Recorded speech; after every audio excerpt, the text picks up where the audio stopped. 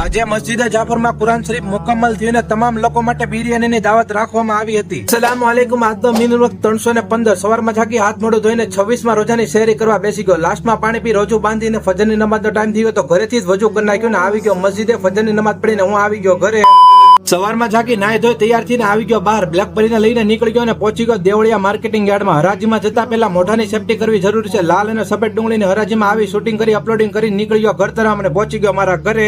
પછી જોહરની નમાઝનો ટાઈમ થયો તો ઘરેથી આવી ગયો મસ્જિદે. વજુ કરી દુઆ પડી, એતેકાફની દુઆ પડી અંદર દાખલ થયો અને સબ સાથે જોડાઈ ગયો. નમાઝ પડીને બહાર અરમાનભાઈ મશવરો કર્યો, હું આવી ગયો. પછી ઘરે બપોરના 4:30 વાગે ગયા તો હું ને મહેંદીભાઈ બ્લેકબેરીને લઈને નીકળી ગયા એક શોપની એડ કરવા માટે.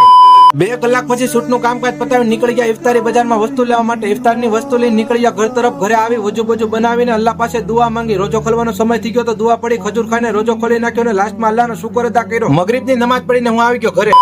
ઈશાની નમાઝનો ટાઈમ થઈ ગયો તો મસ્જિદે આવી વજુ બનાવી અંદર આવીને સબ સાથે જોડાઈ ગયો. અને આજે છે રમજાનની 27મી રાત અને મસ્જિદે જાફરમાં દર 27મી રાતે કુરાન શરીફ મુકમ્મલ થાય છે. કોઈ દિવસ કુરાન શરીફ ખતમ નથી થતું, મુકમ્મલ થાય છે. ને આ ખુશીમાં તમામ હજરાત માટે ખાવાની દાવત પણ રાખવામાં આવી હતી. અને અમે નોજવાન સાથી અને મસ્જિદવાર જમાતના સાથી ખિદમત માટે ઉભા રહ્યા હતા અને તમામ હજરાતને દિલથી ખવડાવવાની ફિકર કરી હતી. અને જ્યારે પણ આપણા આવા પ્રોગ્રામ હોય છે ત્યારે ચહેરા પર રોનક, ખુશી અને એકતા જોવા મળે છે. અલ્લાહ પાક હંમેશા આવી એકતા, ખુશી બરકરાર રાખે. કોમેન્ટમાં આમીન જરૂરથી લખજો. અને આપણો ઇસ્લામ ધર્મ એ શીખવાડે છે કે તમામ સાથે શાંતિથી રહો, ભાઈચારાથી રહો, અમનથી રહો અને બધાને સાચો પેગામ આપો અને તમામ ધર્મની રિસ્પેક્ટ કરતા શીખો. અને હજી સુધી આઈડીને ફોલો નથી કરી તો અત્યારે જ ફોલો કરી નાખજો.